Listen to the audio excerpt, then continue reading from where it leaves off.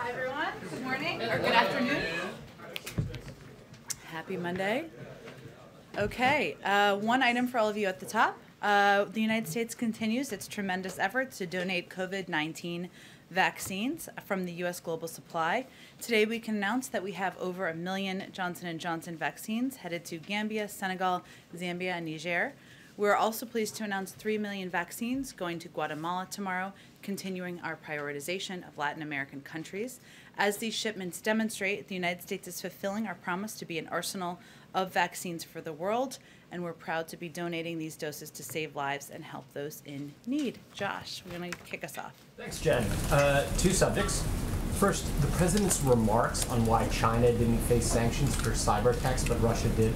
Could you clarify, since both countries are accused of protecting criminal hacker groups? And then, along those same lines, the U.S. imports about $435 billion of goods from China. To what degree do economic concerns play a role in how to address cyber attacks? Well, first let me say that today, an unprecedented group of allies and partners, including the European Union, the United Kingdom, Australia, Canada, New Zealand, Japan, and NATO, are joining the United States in exposing and criticizing the PRC's Ministry of State Security's malicious cyber activities. And this is the first time NATO has condemned PRC cyber activities.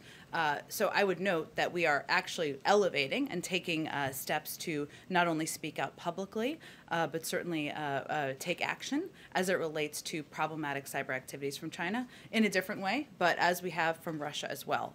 We are not differentiating. One is out of the realm of condemnation or out of the realm of consequence from the United States. In terms of the economic pieces, I think you're asking me, give me a little more on your question we're trying to get at. Basically, the U.S. economy depends a lot on Chinese imports. We only get $16 billion worth of goods from Russia. If we were to come with major sanctions on China, is there a risk that we could be hurting our own economy? Well, I would say first that we take cyber actions against our country and against private sector entities quite seriously. The Department of Justice is imposing costs and today announced criminal charges against 4 MSS hackers. These charges address activities concerning a multi-year campaign targeting foreign governments and entities in key sectors.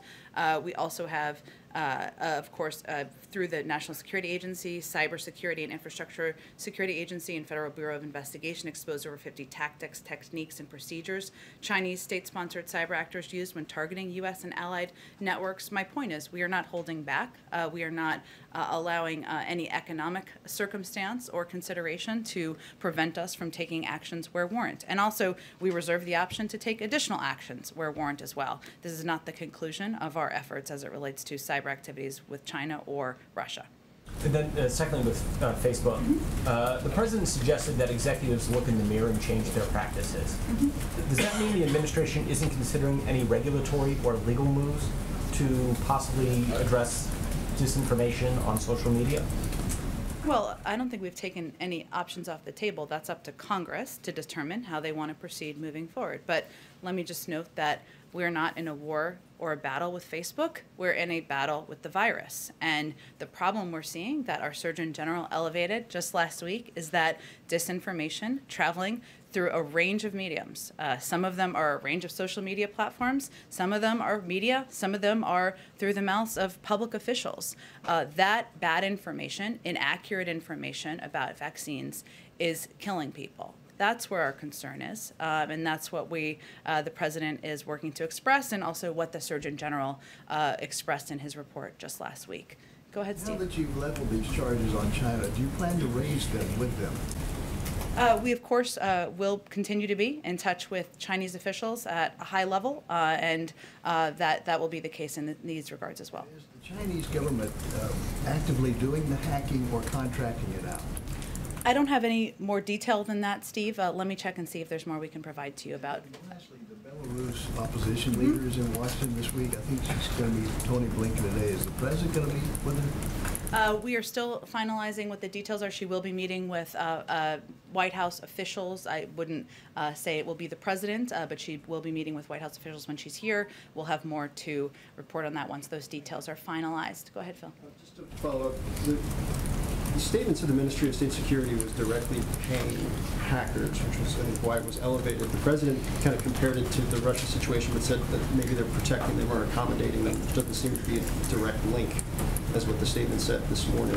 I'm just trying to square kind of where things stand in terms of how the White House views what's actually transpired. As it relates to the cyber activities and the attribution that was put out earlier this morning?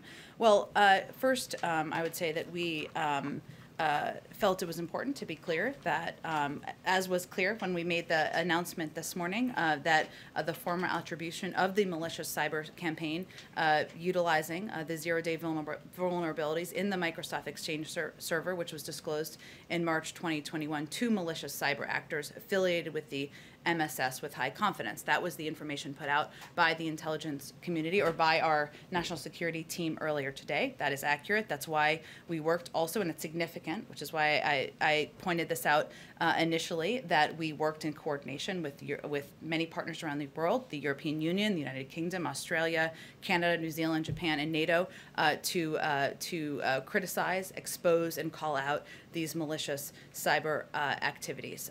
But that is the information that's accurate about the attribution. Just one more on that, and then one other one. The president said he's going to be briefed on it. Or in his remarks, when he was asked about it, he said he was going to be briefed on it. This is a pretty significant escalation of things from the U.S. and its allies. What more does the president need to be briefed on in terms of the process going forward?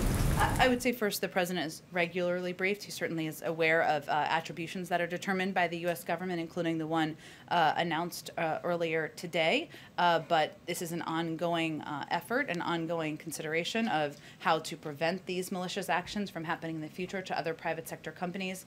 Certainly something that the president will continue to speak with his national security team about. And then just one on the economic side. Obviously, the president kind of addressed inflation head-on today. One thing that Chair Powell says, and I know you guys are in the same place on the idea that it's transitory right now, but Chair Powell said in congressional testimony, we're humble about what we understand, given the fact that there's no real roadmap coming out of a once-in-a-century pandemic economically.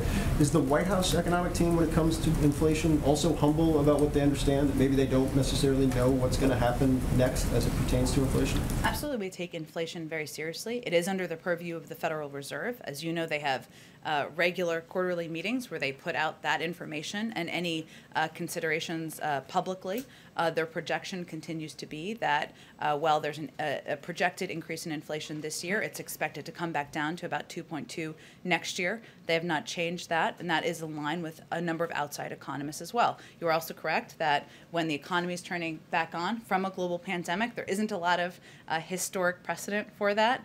And certainly we're seeing prices go back to pre-pandemic levels. In some cases, we're also seeing a range of factors, including shortages in the supply chain, from chip shortages that are impacting the auto industry to lumber shortages that are impacting the housing industry, that are also factors here as we're seeing price increases.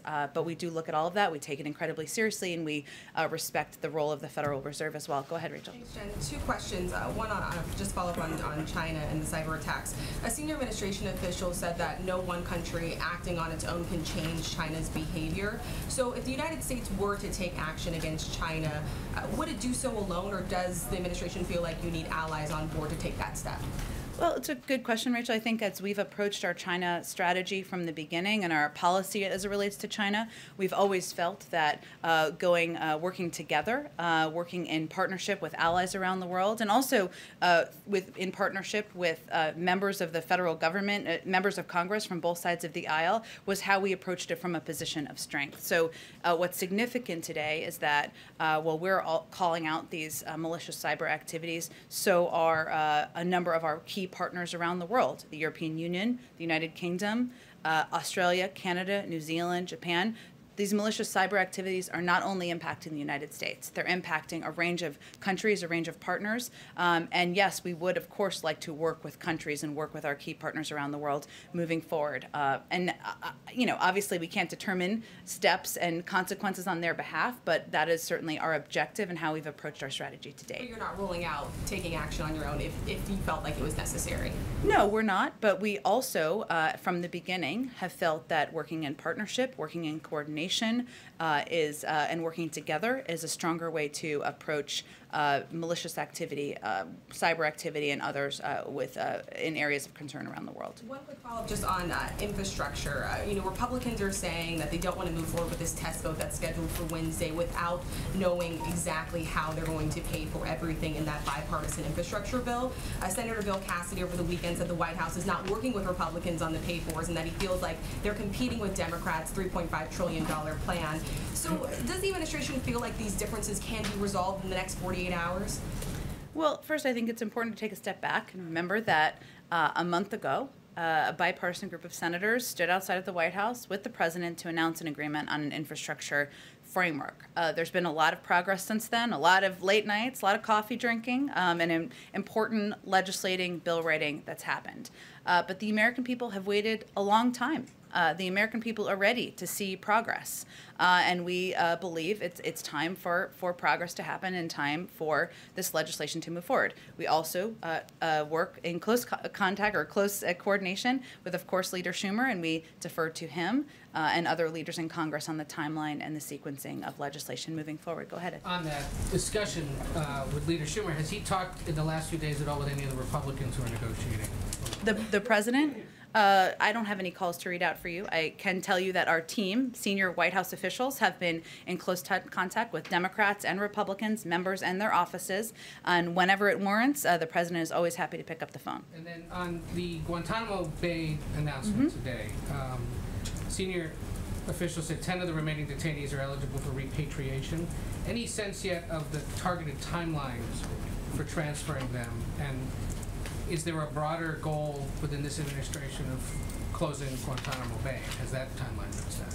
Yes, our goal is to close Guantanamo Bay. I can tell you that there's 39, I think you know some of this, but for others who are following it, there are 39 detainees who remain at Guantanamo Bay. 10 are eligible for transfer, 17 are eligible for a periodic review board, 10 are involved in the military commissions process, and 2 detainees have been convicted.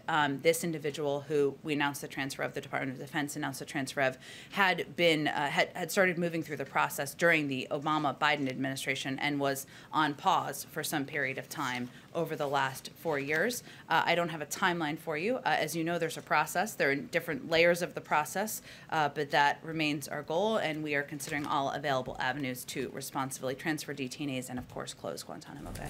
We and a few other outlets have reported that the administration is now planning to send about 2,500 Afghan translators and I believe members of their family to Fort Lee in Virginia as they complete the steps to have their legal status in this country reviewed. Will there be other U.S. military bases in the United States also used to house them temporarily? Well, first, any confirmation and final details of military base usage would be from the Department of Defense and the State Department, given they're implementing these programs. I expect they will have more to share with you, Ed. I just want to defer to them, given it is their programs. I will say that when I went through the programs and how the process worked last week, one of the things I tried to note, but I will elevate again here, is that individuals who have completed the process, the security review, the vetting and security process, could be relocated to the United States. That would be certainly U.S. military bases, and the Department of Defense will assess how many of those and how many facilities they would need for those transfers. Two real quick scheduling things. Is the president at all scheduled to meet anytime soon with members of the Texas Democratic House delegation that's here in Washington? I don't have any meetings to preview for you at this point in time. And I hesitate to ask this because I'm only a slight Don't admirer. hesitate. It's okay. Is It's a Tom Monday. Brady joining the Buccaneers here at the White House tomorrow? I've been asked to ask this by several people. It's okay. I don't have the list of Buccaneers attending tomorrow in front of me. We will see if we can venture to get that for you all by the end of the day. Go ahead. Thank you, Jen, and great throw yesterday. Thank you. Thank you very much. I appreciate it. On vaccine hesitancy, as COVID-19 cases rise, if this is becoming a pandemic of the unvaccinated and you guys are having a hard time getting a certain part of the population to go get the shot, would President Biden ever call former President Trump and say, I need your help, let's cut a PSA and tell people to go do it? Well, first I would say that what we've seen in our data is that the most trusted voices are local officials, doctors, medical experts, civic leaders, clergy from time to time, and that is where we've really invested our funding and our resources. We've seen almost every former president play a role in putting out a PSA, making sure people understood in the country that the vaccine is safe and effective. We don't believe that requires an embroidered invitation to be a part of. But certainly any role of anyone who has a platform where they can provide information to the public that the vaccine is safe, it is effective. We don't see this as a political issue. We'd certainly welcome that engagement. And about those Texas Democrats, since the vice president met with these Texas Democratic lawmakers, 5 of them have now tested positive for COVID-19. Is there any safety concern about her spending time around the president until a certain amount of time has passed? Well, first I would say I think the vice president's office put out that she was tested and that there was no detection of COVID-19. They also put out some specific details about their proximity to the individuals who tested positive as well. We take these precautions incredibly seriously and abide by the guidance of our health and medical experts. Do officials here wish that those Texas Democrats would have been more careful and taken more precautions, like wearing masks on the flight here? Again, I don't think I'm going to be in a position here to assess what safety precautions they may or may not have taken. Obviously, these individuals were out there trying to elevate the issue of an individual's right to vote. We of course hope everybody abides by public health guidelines. That's what we certainly recommend. But the vice president, what's important for everybody to know is that the vice president was tested. She, of course, takes these precautions seriously, and we would follow any advice our public health officials give us. And can you tell us anything else about the nature of her trip to Walter Reed yesterday? Yes, it was a visit that was scheduled for several weeks, long before the visit of the Texas legislators, a routine appointment, which she had again scheduled several weeks ago. Go ahead, Kelly. And just to button that up, she and the president have been in the same room since she had that test. There's no separation of the president and the vice president. There haven't been additional precautions taken, no. On China, can you help us understand why the president asked a couple of questions today, was not sort of in the same posture we've seen toward Russia, where he has called out Russia publicly to stop, and from what we know based on the administration's findings, this is China paying cyber criminals to carry out, whereas in Russia, our understanding is Putin may have some looser relationship or perhaps some ability to direct criminal actors, but not that connection. So we gave the president an opportunity to address the China issue today. He seemed to pull his punches and not go after China. Why? Well, I would say first, Kelly, that was not the intention he was trying to project. He takes malicious cyber activity incredibly seriously. The effort and to engage and unite an unprecedented group of our allies and partners was something that was under his direction, and he continues to feel it's important to lead from a position of strength in close coordination with our partners and allies around the world. And he takes malicious cyber activity, whether it's from Russia or China, whomever the actors may be, quite seriously. And I think our efforts to lead on this should be an indication of that.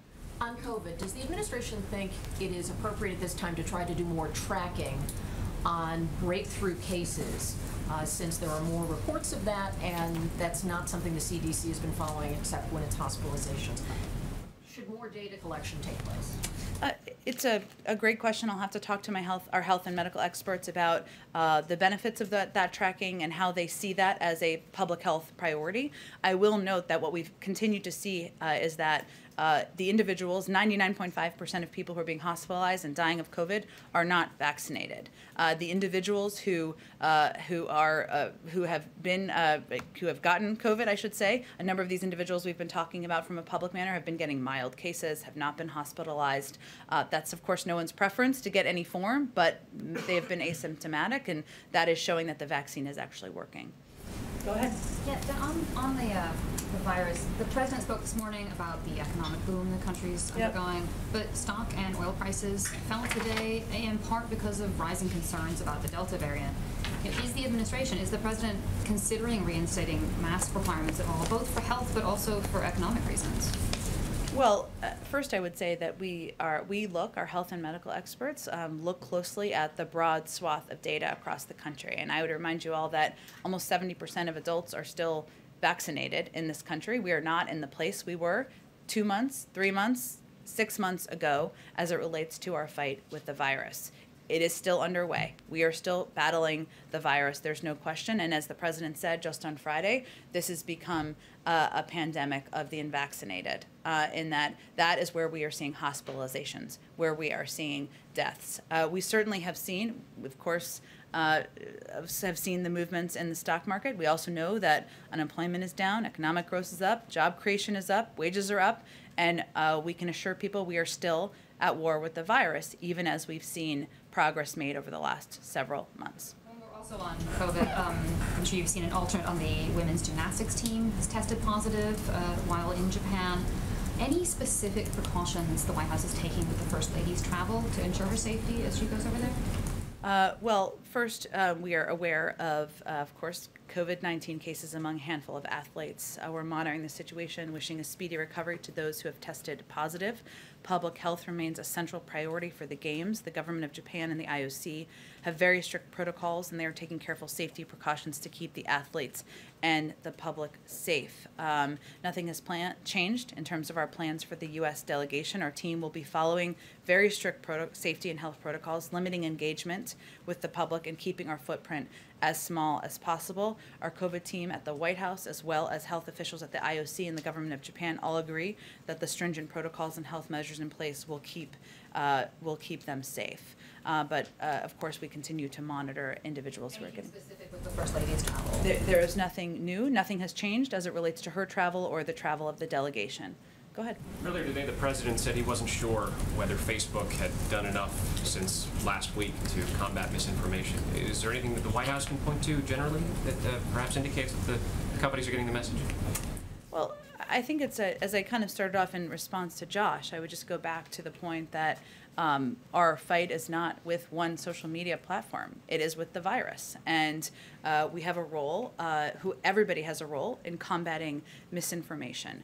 In terms of monitoring whether there have been steps that have been taken, I mean, there are things that you all can assess. There's no secret monitoring, right? You all can assess as media organizations and companies as well. Do you have access to information from these platforms as to who is receiving misinformation? I don't think that information has been released. Do you know how the algorithms are working at any of these platforms? I don't think that information has been released. But again, this is not about one platform. This is about misinformation that we're seeing travel around into the minds, the inboxes, the minds, of individuals, of people around the country. Inaccurate information that is preventing people from taking the step to getting vaccinated, and that is, of course, a public health concern for us. One quick follow-up, just to button it down, on the Senate calendar for Wednesday. Yeah. So the White House has no pause at this point about going forward with the cloture vote on Wednesday? It is the decision of the Leader Schumer on the timing and the schedule of these Senate votes. I will note again that it has been about 4 weeks since the president and bipartisan members stood outside together and announced an agreement. Lots of work has happened. Lots of good work together. Bipartisan work has happened. But we believe it's time to move forward with this vote, with congressional action. Go ahead, Ann. Too quickly on Guantanamo, and then I have one other thing. Can you be a little more precise about what the president's timeline is for closure of Guantanamo? For example, does he think, as some advocates have suggested, that it should be closed in his first year in office? If not, does he have a deadline? I don't have a new deadline to outline here for you today. So just closure when it can be closed? Well, as you know, Ann, there are several components of this process. It includes notifications and consultations with Congress. It's not something where one individual, even the President of the United States, can do it on his own. And then on military commissions, 10 of the remaining 39 detainees are eligible for military commission prosecution. Mm-hmm. As you know, the chief prosecutor has retired with no announcement of a replacement ahead of the first major trial of the Biden administration under that protocol. What is the administration's plan for military commissions, and does the president continue to believe that it is an appropriate way to deal with the remaining detainees?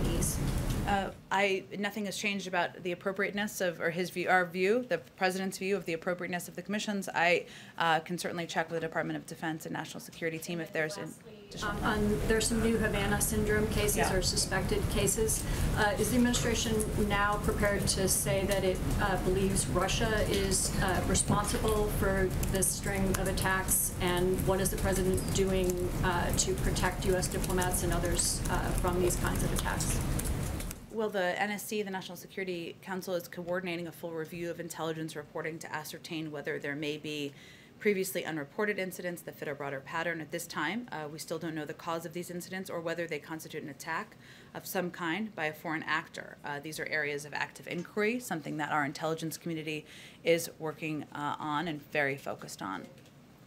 Go ahead. Oh, Jen, thanks so much. Yeah.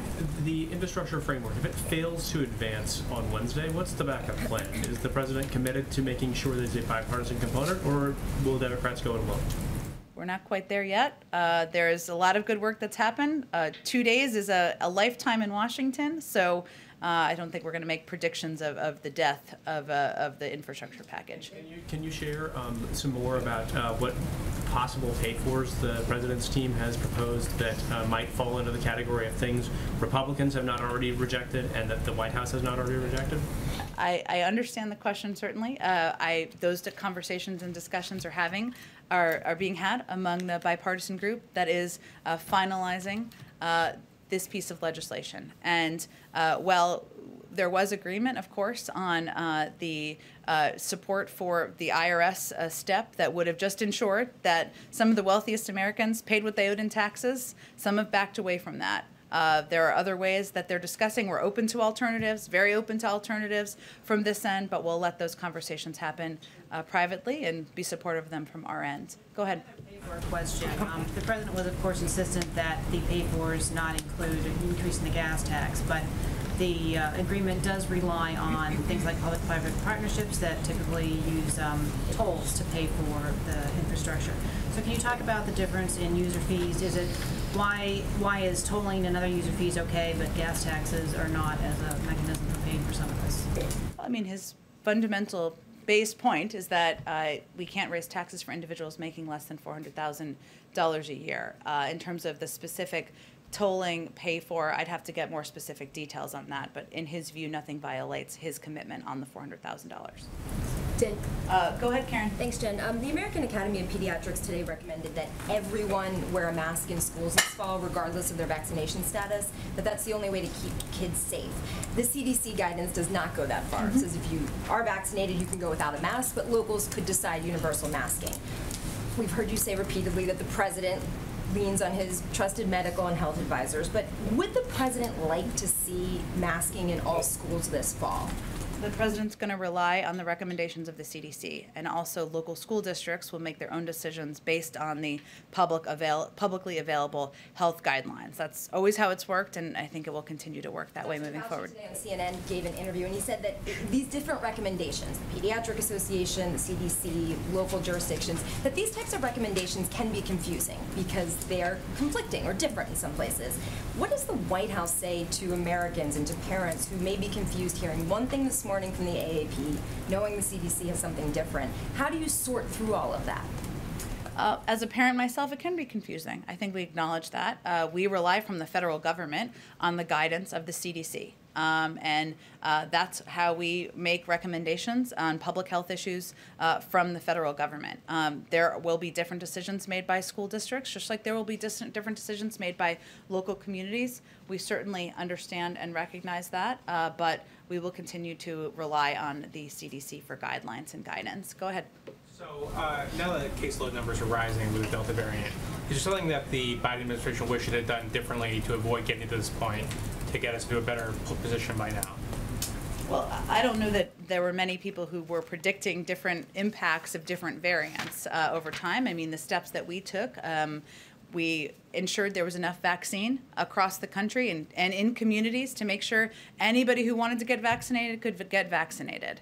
We've invested in local messengers to ensure that trusted voices are getting out into local communities. We've relied on tactics that we've seen work effectively, whether it's mobile units or empowering and engaging and funding doctors and medical experts to get out into local communities. We also always knew there would be ups and downs in the fight against a virus that is evolving and changing. And that's one of the reasons that we've been calling out misinformation, the impact of misinformation. I mean, we've seen just over the last couple of days, there was a poll that showed that about 20% of the public thinks that microchips are embedded in vaccines. Now, we all know that's inaccurate and not true. But why does 20% of the public think it? Is it one platform's fault? No. Is it one outlet's fault? No. But we all have a responsibility to make sure accurate information is out there. So that is our effort to make sure people know they need to be informed and be thoughtful about information they're getting and the sources of it. One question on the cybersecurity issue. Obviously, the attribution to China today of the ransomware attack. Does the United States use ransomware attacks in its cyber offensive programs? I don't have anything about our intelligence or use of cyber actions or intelligence that I'm going to convey from here. Go ahead. Misinformation. Oh, go ahead. I'll go to you. Let me just go like that. Go ahead. Go ahead. The president believe that those who mislead Congress should be prosecuted. Who mislead Congress? Yeah, I mean, it's the Department of Justice's decision not to prosecute Wilbur Ross. Just wondering if there's a general rule of whether he feels they should be prosecuted if they mislead I would Congress. point you to the Department of Justice on that case. I don't have any more details from here. Go ahead. Follow up on misinformation on social media. I heard you say that all options are on the table, including maybe legal. Would that mean potential legal action against the 12 that have come of concern for misinformation? All I was conveying is I'm not taking, I think the question was about legislative action, and I said that's up to Congress, and I'm not here to take options off of the table. That's Congress's purview to determine how they're going to move forward. Straight. And a follow-up, does that mean if it's the purview of Congress that the administration or President Biden is seeing Section 230 a little differently, reforms to Section 230 that protect social media companies for third-party information? You know, I think the president has been pretty clear in the past that he believes there's a responsibility of all platforms, including social media platforms, about the information that is traveling on their sites. But I don't have nothing new about his position on that issue. Go ahead, Francesca. Thanks, Jane. Quick point of clarification on immigration first, though. Is the Sure. pathway to citizenship that the president supports in the budget bill for all undocumented immigrants, or is it the more narrow group of TBS holders, essential workers, dreamers, as well as farm laborers? We'll let Senate leaders put out the specifics in the reconciliation bill. We certainly support using the reconciliation package as a platform and a forum for moving immigration protections forward, but we'll let leaders in Congress speak to what's included. And on voting rights, is the White House worried that if new federal voting legislation does not pass before August 6th, which is the anniversary of the signing of the Voting Rights Act of 1965, that it won't happen before next November? I don't think we draw that timeline conclusion, no. Go ahead. Oh, go ahead, Asma, go ahead. Go ahead, Asma. Okay, sure. On immigration, some leading immigration advocates have suggested they do expect the Supreme Court to uphold Judge Haney's ruling on the Deferred Action for Child Arrivals program. At this point, does the administration have any other options to protect DACA or Dreamer kids, or is really a congressional route the only route that you all see? I think, as the president's statement made clear, a congressional route is the way to make it permanent. And certainly our Department of Justice has also indicated their intention to fight this effort even after the ruling on Friday as well. So any interim actions, I guess, before Congress were to act, specifically on the DACA program? I think, again, as the statement made clear, congressional action is the way to make it permanent. And that's something the president has long supported and will continue to advocate for. Go ahead. Going back on voting rights real quick, I spoke with Texas State Representative Bowers this morning, who now says it's actually 6 members who have COVID that are in the delegation. But she said that they are worried that nothing's going to come from the administration by that August 6th when special session ends.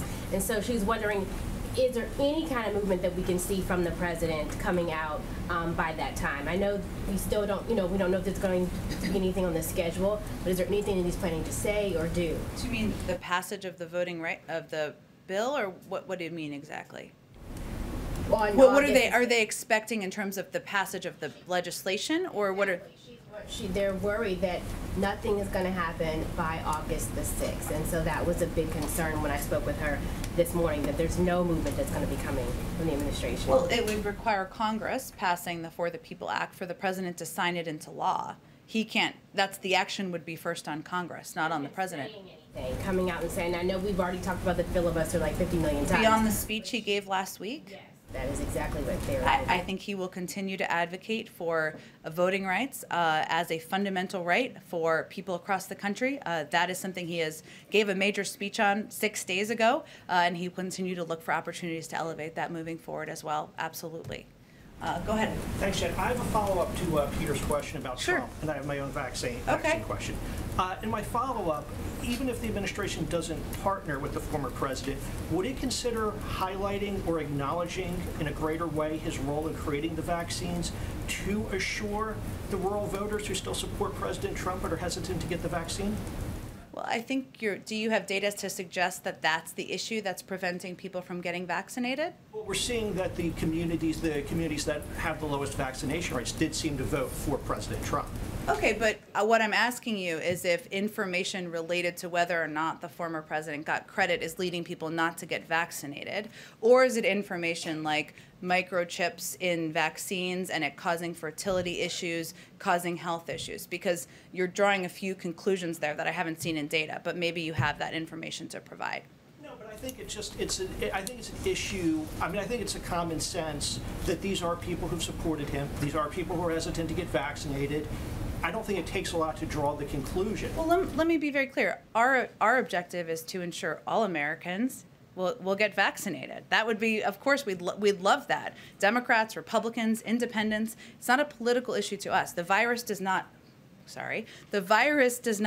look at people's party affiliation. We recognize that. The president's going to govern for all people. What I'm conveying to you is you're jumping to a few conclusions that I don't think data backs up in terms of what the impacts are. And what we're seeing is that misinformation traveling in a range of means, whether it's social media platforms, some forms of media, some elected officials, is having the biggest factor as it relates to individuals not getting vaccinated because people don't have access to accurate information. Go ahead. Thank you, Jen. The president is about to meet with the King of Jordan shortly.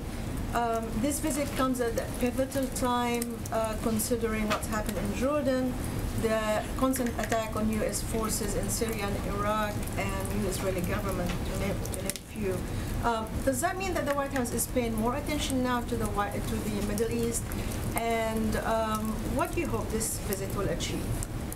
Well, we have been paying quite a bit of attention, we would argue, to the Middle East and a range of issues that you've highlighted, Nadia, whether it is the attacks that we've seen on bases in parts of the Middle East, or whether it is our desire, of course, to even move forward on lasting peace between the Israelis and the Palestinians. And Jordan has been a key partner for some time, long before President Biden took office, to the United States, through many presidents in these efforts, in these endeavors. So sorry, this is an aggressive fly.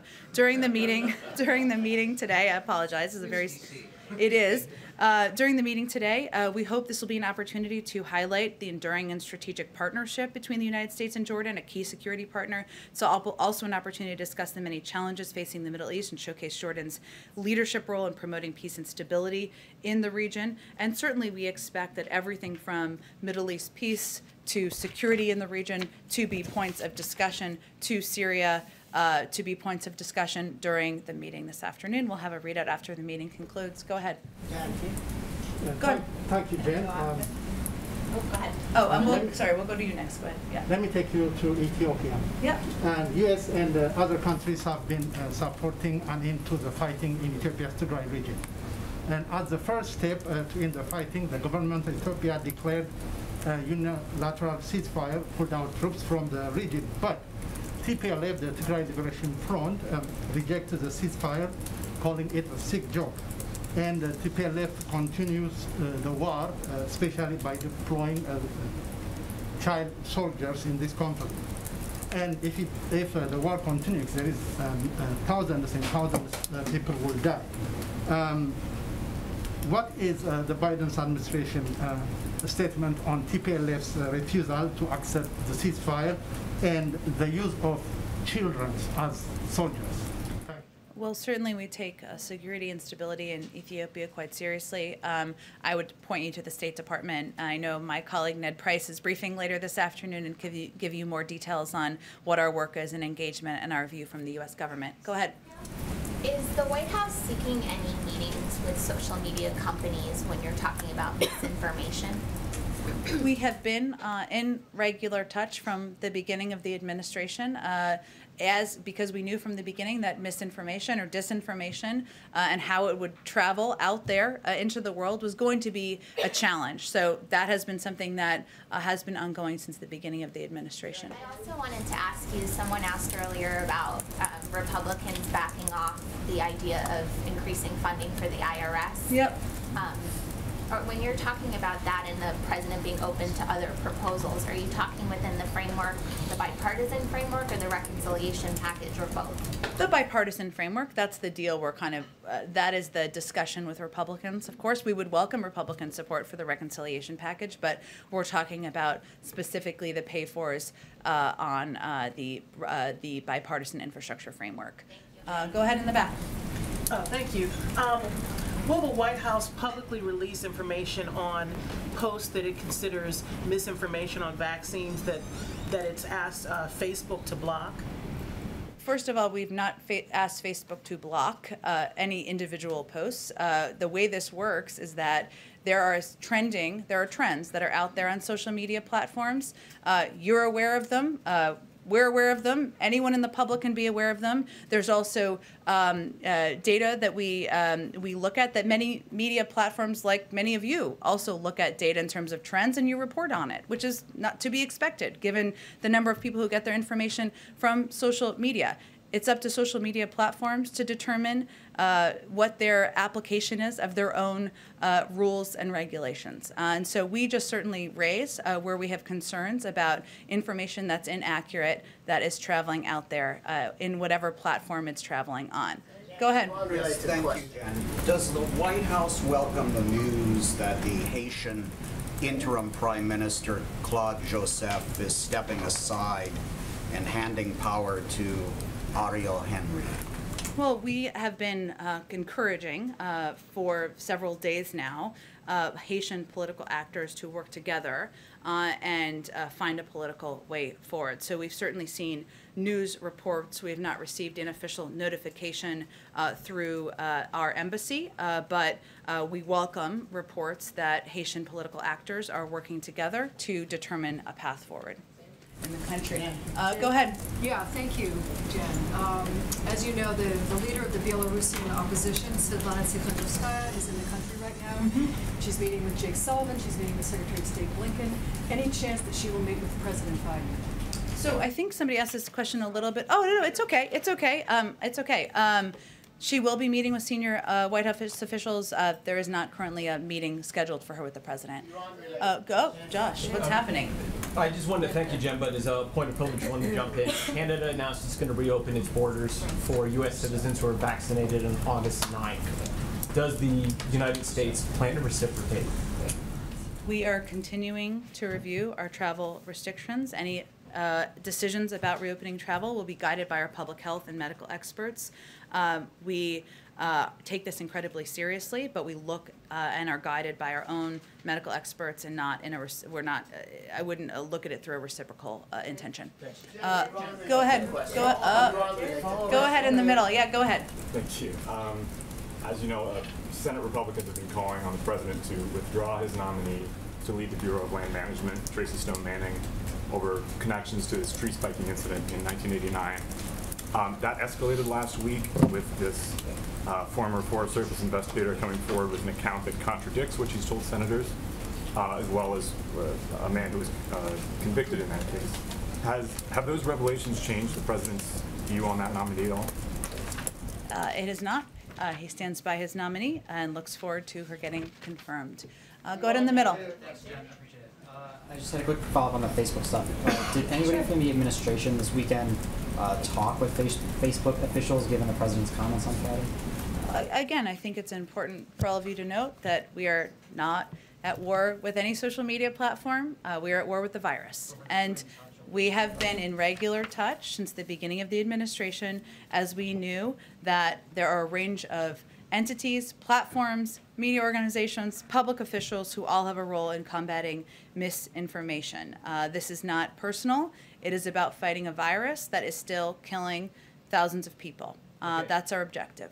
Thanks, everyone. Have a great day. I'll talk to you tomorrow. Open up his East Room events to the full press.